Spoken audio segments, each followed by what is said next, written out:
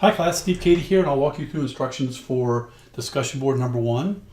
And this discussion board is a 2-step process. Step number 1 is you complete the discussion submission to your group. You go through the questions here. You have an introduction. You have questions here 1, 2, 3, 4, 5, 6. And that takes you through a conclusion. And then I give you a outline kind of as an example for formatting. You develop your responses and create what's called a mini paper, M-I-N-I paper. It's 2 to 3 single space pages. It's about 1,500 words, max 2,000. And you submit it here to the class. And then that is done by the due date. And after the due date, the very next day, you have a discussion in which you review all of them, look through, and pick 5 to reflect on. Where you're giving a person feedback, you might be elaborate on something, you might pose a question, and you pick 5 to reflect on. Then you want to have 5 more interactive posts in which you are going back and forth with one person or 2 people having a conversation in the discussion board. So that's what I'm looking for there. So you want to have, after the due date, and you submit your mini paper to the class for everybody to see, the next day after the due date, you come in and you begin discussion. And you want to have discussion every day, a little bit every day throughout that window of time that it's available. When you click on the calendar and you look at the calendar, you're going to see, and I'll do this here for you, and I'll click and I'll bring it down. And I'm going to do over here, click it so it's a month view. You come down, and what you'll see is in the calendar, you'll see here that you've got a few things. You'll see, as you scroll through, you'll see discussion board 1 post. This is when it's due. And then it says here, discussion board 1 start discussion. So here, as you submit your mini paper to the group, to the class, the very next day you come back and you start your discussion. What you'll see is then as you go through, we'll go to the next one here, you'll see here, right there, discussion board 1, end discussion. So you start discussion here, you end discussion here. You've got it all laid out on the calendar. So you have your post, your paper here, your mini paper to the group, your discussion, your initial post. Come back the next day and have discussion with your class from here to here. Now, that's the 2-step process. Let's talk about the questions and so forth, and I'll give you some tips and tricks as we go. As I mentioned, you got the 2 to 3 single space pages. You can click here to get more detail on the grading, what I'm looking for, and a lot of tips on that. So there's some additional information here for you to review on what I'm looking for in the grading, the rubric, and so forth. As you scroll down, you see here this note. Use key terms in your answers to each and all of the questions of some kind. And bold the key term that you're using and pull from resources in this class. And for questions 1 and 2, you can pull from resources in Dr. Wheeler's class. And you want to bold those words that you're using to show that you're using key concepts and terms in your explanation and the way you elaborate. And the intention for that is to use the terminology in new ways, to show that you know what the terminology is by bolding it and putting it into a sentence, and to practice becoming confident in speaking the language and using the terminology of the class. So now that's that note there. Now we come into your mini paper. It'll have an introduction, a body, and conclusions. The introduction it shows you there. It's providing inviting introduction. Then you have your body, which are your response to the questions, and then you got your conclusion at the end here, which is a high-level reflection of what you learned from answering all the questions. It's like a moral to the story. So now let's go back up here. So you go and you do your introduction. Make sure the introduction is creative. It is your own style. It is inviting. When a person reads it, it should really want them to read what you have written below. So work on creating real inviting, interesting, and creative ways to bring people into your writing of any kind. And in this case, the responses here. Now you come into the questions. First question is related to Dr. Wheeler's class and the self as tool paper. And what I'd like you to do is bring in one paragraph that you feel from that paper you really like, and that it resonates with you and you think it's a beautiful paragraph, it's an important one, it makes an important point. Bring the paragraph in, share that paragraph, then describe why you picked that paragraph, why it's important to you to share, and how does the paragraph relate to your purpose in life, what you're called to do, the difference that you want to make in the world. And reflect on that and connect the paragraph to that. Then you move into the second question, which is looking at your professional communication journal. And in here, I think what's important is this notion of omnispection. And really, omnispection is a level of awareness that a person brings to a situation because they look inward and they look outward. When you're facilitating collaborative events and when you're facilitating meetings and you're working in a system, it's very important to be aware of yourself and be aware of the system and the environment within which you're operating, and to notice both at the same time. This introspection and extrospection is referred to as omnispection. And when you look at Gestalt psychology and the notion of systems thinking, that's what this gets at. And your self is tool paper, and this question here, your professional communication journal, is about claiming that part of yourself in which you reflect. We get so busy that we sometimes we really need to slow down, and it's in that slowing down to notice that we really find the opportunities for personal growth and development, particularly to be more influential in our work with others. And so I want you to bring a paragraph in that you want to share from your communication journal, your professional communication journal, and share the paragraph. Why did you choose that paragraph? Based on the journaling that you've done and been doing and have been doing, what aspect of your life do you want to pay more attention to based on the journaling, particularly the journaling you've been doing as a part of the class? And see, how will you focus on this aspect, and how will focusing on this aspect of your life serve you in being your best self? So share the paragraph, describe why you chose the paragraph, then describe how the journaling has helped you to be more aware and notice where you want to pay more attention to, what you want to pay more attention to in your life. And how will paying attention to that serve you in being your best self? That's question number 2. Now you move to question number 3. This is where the rubber meets the road in my book. And that is, what is your dream job? You're getting the degree for a reason, to help you do something next. And you probably have this amazing place where you would love to work. And you only got no in your pocket, so what would that place be? Some of you may already be in that place, and some of you may already have the ideal job. However, you're getting this degree to help you do something next. So you need to describe, what is that next thing with the job? Really, what is that next job opportunity, that next promotion, that new job transfer, that whatever it might, that life transition that you're going to make professionally? What is that you're going to do immediately upon graduation, or you're going to work immediately towards doing by using your degree? Describe that dream job. Even the job description, provide that. The title and the description. Describe the organization.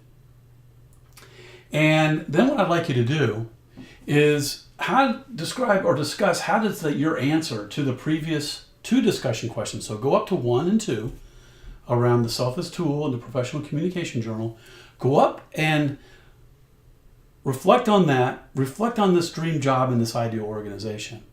And what I'd like you to do is describe, how does your answer to those questions, how do they relate to this next step choice you're going to be making, or that you have made and that you are making? And so many of you are going to be in different places where you're still figuring it out. You're thinking you might know this. You actually really got it nailed down. You know what you want to do. Wherever you are on that scale, relate your answer to the first 2 questions to what you answer here in number 3. For those of you that may still be looking or searching or thinking about this, do you want to have a next step choice? Do you want to take the degree and do something next? If you do, what might that be? It doesn't have to be a perfect answer. Your answer is, what might that be? And just say, I am open to and want to find out what is next. By writing it down and claiming it, it unlocks a lot of intention and attention in your life, and it actually starts making things happen. So go ahead and embrace this particular question wherever you are, and use it to stretch yourself one click further than where you are today. Then you move to question number 4. Question number 4 is about the method experience. It's a group project that you're going to be doing. And so you are going to work in a group. You in your group are going to facilitate using a collaborative method. You're going to facilitate an experience for us in residency number 2, or the last third residency of the semester, but the second residency with me in our class. You're going to facilitate this experience in that class. Before you do that, we've got this notion of planning to plan to plan, which I've mentioned already before in other videos. And so what you want to do here is review the information on a plan and what will be your team's plan for getting the assignment done. It's not the actual decisions you're making on the assignment. It's actually getting the project, getting the assignment organized as a group, getting clear about the due dates for the assignment, getting clear about the steps for getting the assignment done, getting clear about what needs to happen. And I want you to do your own individual version of the plan. If you walked into the team that you're going to be on, when you walk into the team, you're going to say, here's my best thinking on how we can project manage ourselves to getting the assignment delivered on time and do a great job, learn, and so forth. You've got a video, you've got some slides, and you've got some resources on what the plan is. The plan is an excellent tool for any type of project, any type of event, and it's an acronym that stands for purpose, leadership, actions, and needs. It's all explained there. So you'll have a nice tool that you can use, and a lot of people are using this tool now professionally and across a variety of organizations. Now you move to critiquing the plan for change 8-minute video. The intention here is you're going to be in this class. In this class, you're going to be developing presentations and working on your ability to articulate in presentation form with visuals and video, explaining, describing, proposing things. And so we're focusing a lot on this ability to articulate and to influence through presentation. And so what I'd like you to do here is critique the plan for change 8-minute video. Critique what are 3 things that work particularly well with it, and what are 3 things or areas for improvement, 3 minuses. Critique it, because I want you to start reflecting on what makes for a great presentation, a great pitch, a great proposal, a great instructional video. I want you to start thinking about that and using this as an opportunity to have that discussion. Now you move into question 6. This is the big assignment coming into Residency 1 because it's done before we get into the residency. For the discussion board, we have the draft. You're going to submit your draft to the class, and you're going to submit it as 2 parts. It's going to be a link to a YouTube video, and it's going to be a link to YouTube slides. And what you want to do is go through the process and learn how to do Google Slides, how to publish them to the web, how to make them available. Also, how do you upload a video to YouTube and so forth, how do you do screen capture and those kind of things. You're going to learn those skills to get this done, and in learning those skills, it's going to be great for your toolkit because this is all about helping you have more ways in which to share your knowledge and expertise with others. And the skills you will get from doing this assignment and putting it together and so forth will serve you in a lot of different ways. So what you want to do is share your work thus far. The more you have done, the better it will be. This is one assignment that requires iterative thought and analysis. Some people will have done a complete analysis for the draft and can serve as the best practice examples for others. Some people will wait to the last minute and wish they hadn't. Believe me, if you get started early, you work on it iteratively, you will get the most benefit from it in building out your mind mapping, your systems thinking skills. For this question, provide 2 links. Basically, the first link is going to be a link to your Google slide deck. The second link is to a recorded video presentation of that slides. And you can do screen capture like the Screencast-O-Matic, which is free. There's others that you may be aware of. Now, you are done with your 6 questions and you come to the conclusion. You will have had a lot of reflection and you will have seen some connection amongst the questions. You will be in a different place because of answering the questions. So what you want to do here is provide a conclusion that's not a tell them what you told them. It really is a higher level reflection on stepping back and saying, what did you learn from the experience of answering the questions? How are you different from that experience? What are some high level themes in terms of lessons learned or something? Bring a nice conclusion to your experience with answering the questions. Now, after the due date, like I've mentioned, you come back the next day, and what you do is you see everybody's post, you review them, go through, pick 5 people, and give them reflective feedback. Share with them what you thought about what you liked and what they said, where it might have provoked you, or maybe words of encouragement, or maybe a resource or some advice that you think will be helpful to them. Whatever it might be, reflect on it and do it with 5 people. In addition, have conversation with 1, 2, or 3 people, which you go back and forth, in which you talk about something and take that conversation deeper online.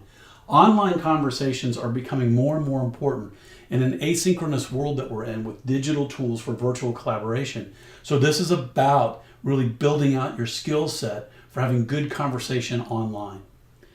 And as you scroll down a little bit further, you'll see here an example post outline.